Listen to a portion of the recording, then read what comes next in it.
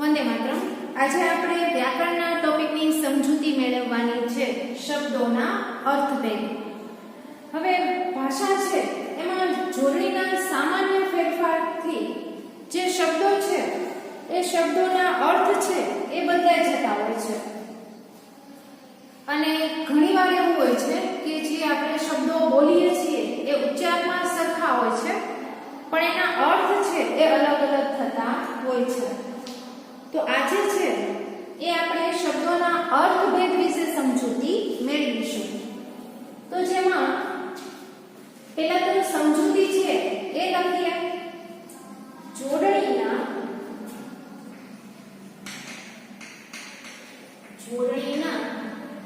સાધારણ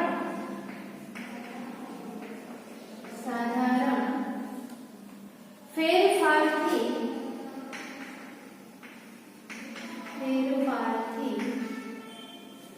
શબ્દના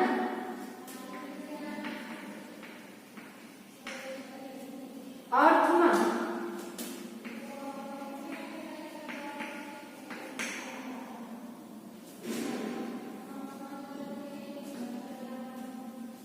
ફેરફાર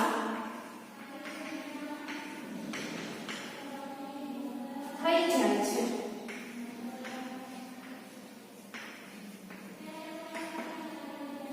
આવા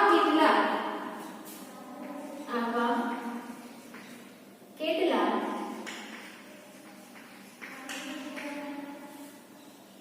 શબ્દો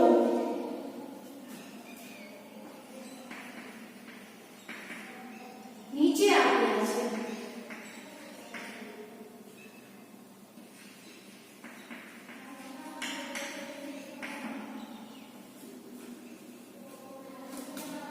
જેના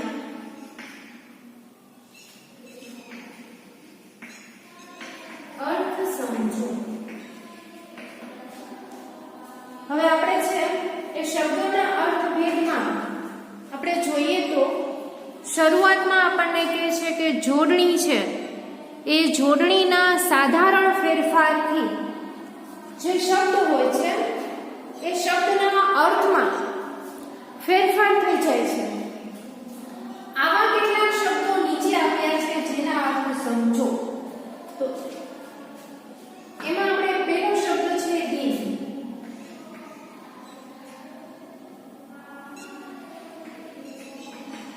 હવે અહીંયા શબ્દ છે એક જ છે, રસ્વઈ દીર્ઘઈનો ફરક છે જોવા મળે છે।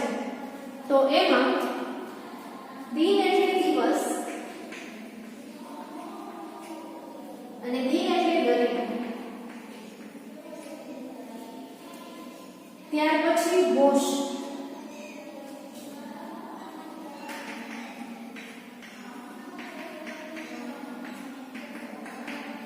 તો હોશ એટલે ભાન કે શુદ્ધિ અને નીચે હોશ એટલે ઉમંગ। ત્યાર પછી રવિ,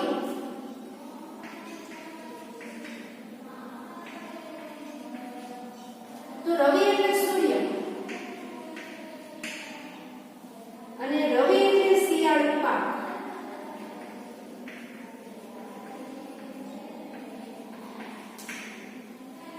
હવે ત્યાર પછી છે સત અને સંત।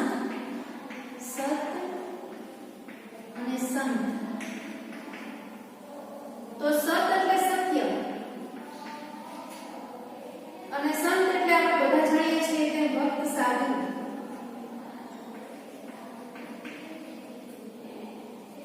હવે ત્યાર પછી છે રાસ,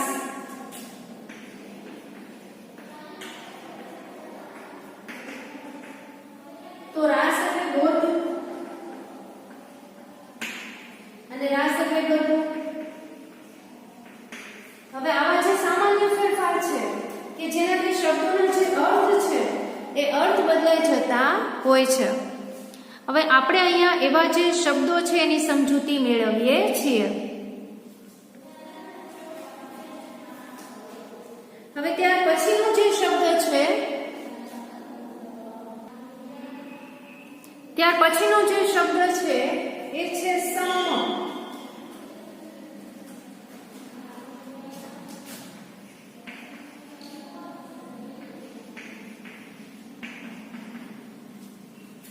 તો સમ એટલે શાંત થવું તે,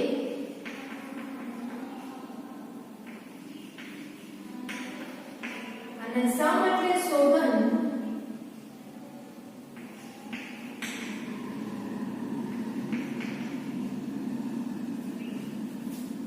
હવે ત્યાર પછી છે ગજ અને ગંજ.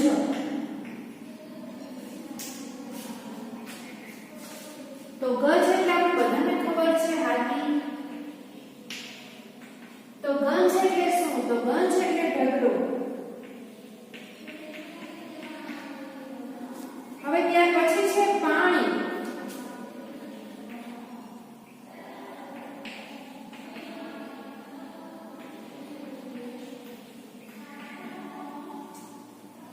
તો પાણી એટલે જળ અને પાણી એટલે હાથ. અહીંયા પણ આપણને રસ્વ દીર્ઘઈનો ફરક છે જોવા મળે છે. હવે ત્યાર પછી છે ચીર.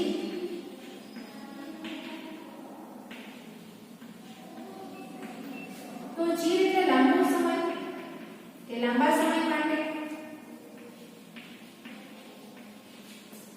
અને ચીર એટલે વસ્ત્ર પણ.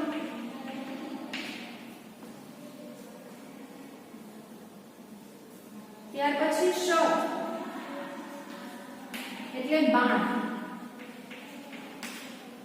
અને સર એટલે સરોવર.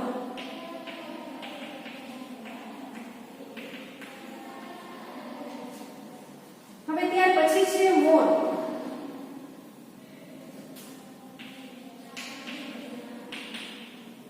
તો એક પક્ષીનું નામ આપણે બધાએ જોયેલું છે અને ઓળખીએ પણ છીએ.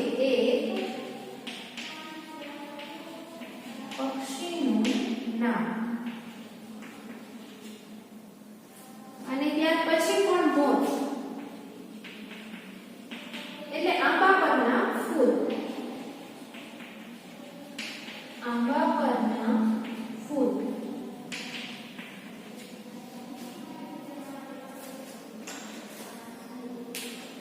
હવે ત્યાર પછી છે શાક.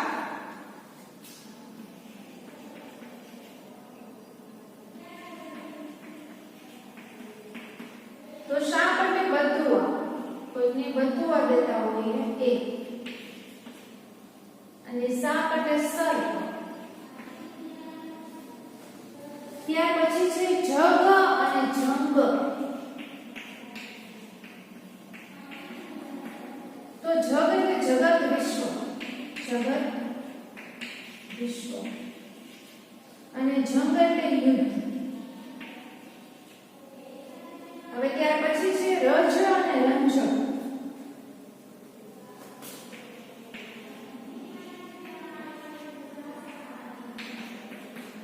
તો રજ એટલે ધૂળનો બારીક કણ. ધૂળનો બારીક કણ. અને રંજ એટલે અફસોસ.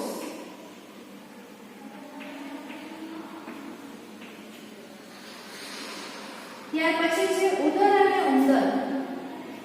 ઉદર અને ઉંદર. તો ઉદર એટલે પેટ અને ઉંદર એટલે મૂષક.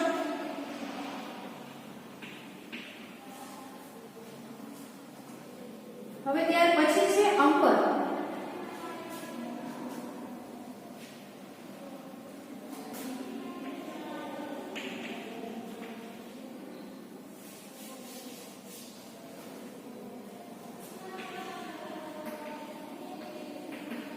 તો અંબર એટલે આકાશ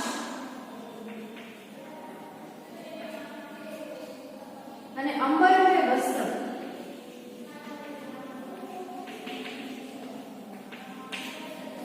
આ જે શબ્દો છે એ શબ્દો ફરી એકવાર વાંચી જાઉં છું, ધ્યાન આપજો કે જે જોડણીના સાધારણ ફેરફારથી જે શબ્દો હોય છે એ શબ્દોના અર્થમાં ફેરફાર થઈ જાય છે. આવા કેટલાક શબ્દો નીચે આપ્યા છે જેના અર્થ સમજો. આ જે શબ્દોના અર્થભેદ છે એ આપણે સમજવાના છે અને સાથે સાથે યાદ પણ રાખવાના છે. ભાષામાં સામાન્ય એવી જોડણીના ફેરફારથી જે શબ્દોના અર્થ છે એ બદલાઈ જતા હોય છે. હવે રસ્વાઈ દીર્ઘાઈનો ફર્ક છે એ જોવા મળે છે. ત્યાર પછી શબ્દો સરખા જ હોય છે પણ જે અર્થ હોય છે એ અલગ અલગ હોય છે. જેમાં આપણે પહેલું જોયું દિન, તો દિવસ, દિન એટલે ગરીબ. હોશ તો ભાન કે શુદ્ધિ અને હોશ એટલે ઉમંગ. રવિ એટલે સૂર્ય અને રવિ એટલે શિયાળો પાક. સત એટલે સત્ય અને સંત એટલે ભક્ત સાધુ. રાસ એટલે દોરડું અને રાસ એટલે ગરબો. સમ એટલે શાંત થવું તે અને સમ એટલે સોગંદ જે આપણે કોઈને આપતા હોય કે કોઈ આપતું હોય છે તે. ગજ એટલે હાથી અને ગંજ એટલે ઢગલો. પાણી એટલે જળ અને પાણી એટલે હાથ પણ થાય. ચીર એટલે લાંબો સમય કે લાંબા સમય માટે અને ચીર એટલે વસ્ત્ર. શર એટલે બાણ અને સર એટલે સરોવર. મોર એટલે એક પક્ષીનું નામ આપણે બધાએ જોયેલો છે અને મોર એટલે આંબા પરના ફૂલ. સાપ એટલે બતુઆ અને સાપ એટલે સર્પ. હવે ત્યાર પછી છે જગ અને જંગ. તો જગ એટલે જગત કે વિશ્વ અને જંગ એટલે યુદ્ધ. ત્યાર પછી રજ અને રંજ. તો રજ એટલે ધૂળનો બારીક કણ અને રંજ એટલે અફસોસ. ત્યાર પછી ઉદર એટલે ઉંદર. આ ઉદર એટલે ઉંદરમાં ઉદર એટલે પેટ અને ઉંદર એટલે મૂષક. અંબર, બંને શબ્દ છે સરખા છે પણ અંબર એટલે આકાશ પણ થાય અને અંબર એટલે વસ્ત્ર પણ થાય. ફરી એકવાર જોઈએ. દિન એટલે દિવસ, દિન એટલે ગરીબ. હોશ એટલે ભાન કે શુદ્ધિ અને હોશ એટલે ઉમંગ. રવિ એટલે સૂર્ય અને રવિ એટલે શિયાળો પાક. સત એટલે સત્ય અને સંત એટલે ભક્ત સાધુ. રાસ એટલે દોરડું અને રાસ એટલે ગરબો જે આપણે ગરબે રમીએ છીએ એ. સમ એટલે શાંત થવું તે. સમ એટલે સોગંદ. ગજ અને ગંજ. તો ગજ એટલે હાથી, ગંજ એટલે ઢગલો. પાણી, તો પાણી એટલે જળ અને પાણી એટલે હાથ. ચીર, તો લાંબો સમય અને ચીર એટલે વસ્ત્ર. શર અને સર.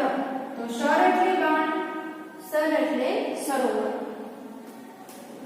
ત્યાર પછી મોર એટલે પક્ષીનું નામ અને મોર એટલે આંબા પરના ફૂલ. જ્યારે કેરી આવવાની હોય છે ત્યારે છે આવે છે એ.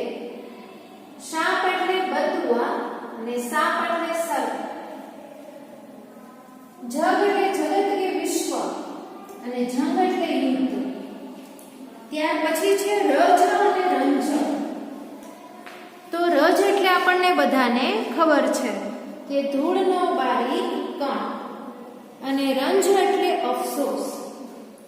એના પછી છે ઉદર અને ઉંદર. તો ઉદર એટલે પેટ અને ઉંદર એટલે મૂષક. ત્યાર પછી છે અંબર. બંને શબ્દ સરખા છે. અંબર એટલે આકાશ અને અંબર એટલે વસ્ત્ર. આવા અન્ય શબ્દો છે એ જોઈએ.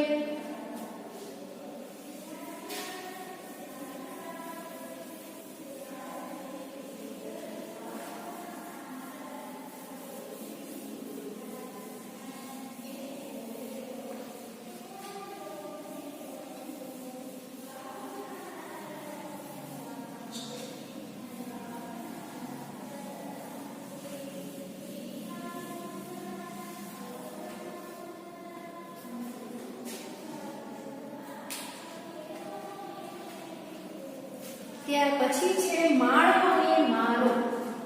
માળો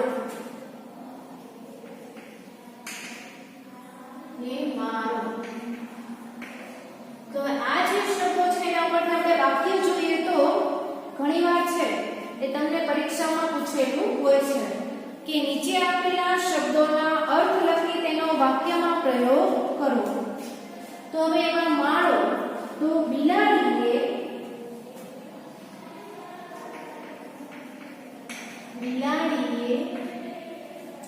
ચકલીનો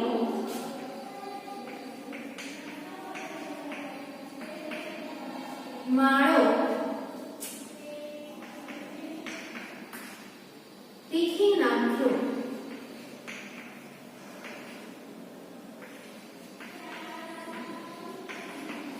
પહેલા આપણે જે શબ્દોના અર્થભેદ છે એ જોયું કે જોડણીના સામાન્ય ફેરફારથી જે શબ્દોના અર્થ બદલાઈ જતા હોય છે એના વિશે સમજૂતી મેળવી. હવે આવા જે શબ્દો આપેલા હોય છે એ શબ્દનો વાક્યમાં પ્રયોગ કરવાનો કે ત્યારે કઈ રીતે લખવું એ આપણે જોઈએ. ત્યાર પછી મારો, તો મારો ભાઈ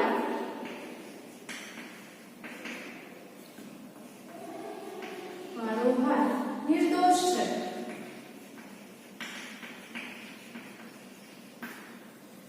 તેને ન મારો, તેને ન મારો. અહીંયા જોયું માળો એટલે પક્ષીઓનો જે માળો હોય છે અને મારો એટલે કોઈને મારતા હોઈએ તે. ત્યાર પછી સંભાળવું,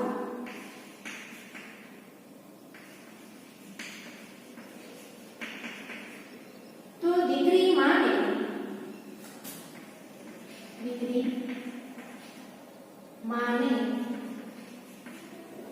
સંભાળે એટલે કે યાદ કરે છે.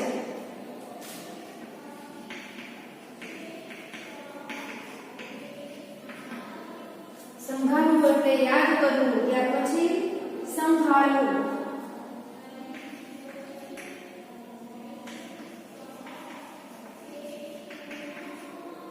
તો માં દીકરીને સંભાળે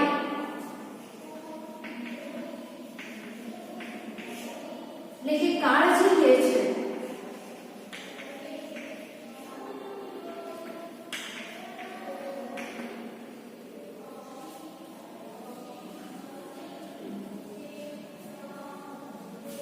ત્યાર પછી કમર,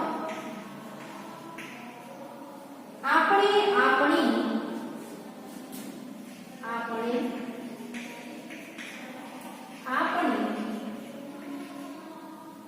કમર સીધી રાખીને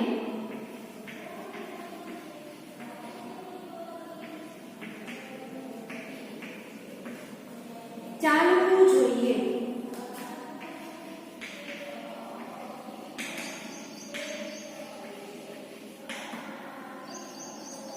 ત્યાર પછી છે કમળ,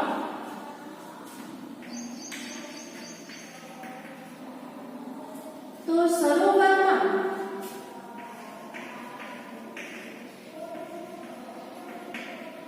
કમળના ફૂલ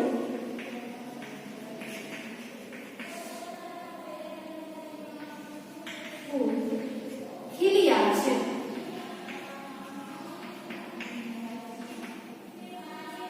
હવે ત્યાર પછી હસે અને હસે, હશે ને હસે. તે અત્યારે મેદાનમાં હશે. હશે તેનું ઘર વસે, હશે તેનું ઘર વસે. હવે ત્યાર પછી છે શાળા,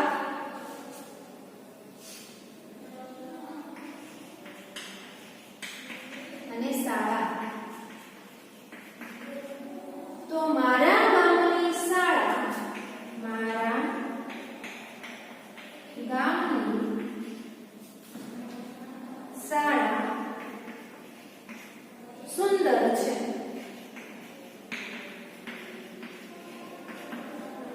ત્યાર પછી મારા શાળા, મારા શાળા અમેરિકામાં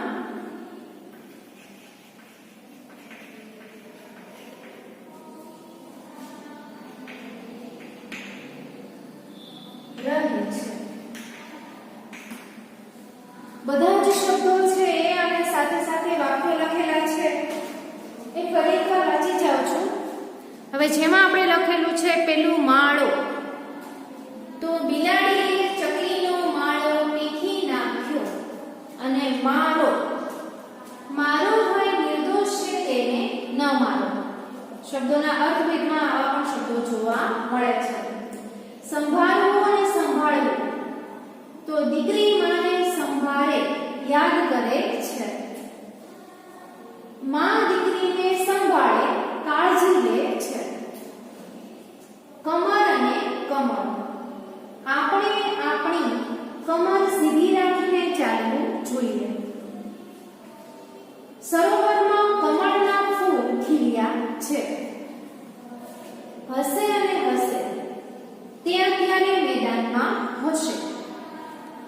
હસે તેનું ઘર વસે. શાળા અને શાળા, તો મારા ગામની શાળા સુંદર છે. મારા શાળા અમેરિકામાં રહે છે.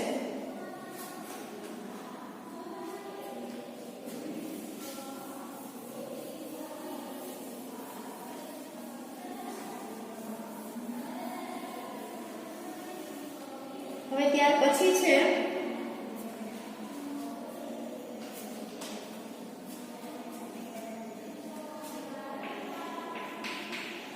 સાપ અને સાપ, તો શ્રવણના માતા પિતાએ, શ્રવણના માતા પિતાએ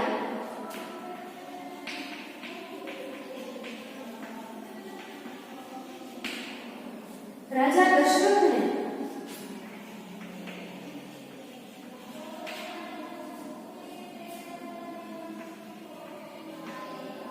શાપ આપ્યો.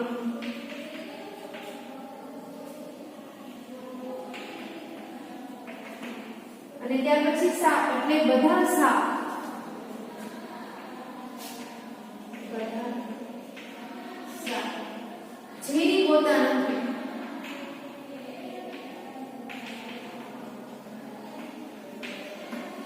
તો ત્યાર પછી આપણે જોઈએ તો સાપ અને સાપ, તો શ્રવણના માતા પિતાએ રાજા દશરથને શાપ આપ્યો. અને સાપ એટલે સર્પ એટલે બધા સાપ ઝેરી હોતા નથી.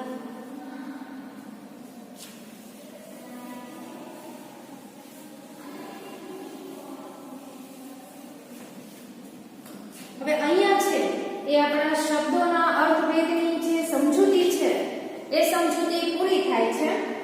આજે આપણે જે કંઈ પણ ચલાવ્યું છે એ ફરી એકવાર તમારે વાંચી જવાનું અને બુકમાં સારા અક્ષરે લખવાનું હતું. એ તમારું આજનું હોમવર્ક કે જે કંઈ પણ આપણે સમજૂતી મેળવી એ ફરી એકવાર વાંચી જવાનું. આજનો લેક્ચર છે આપણે અહીંયા પૂરો કરીએ છીએ.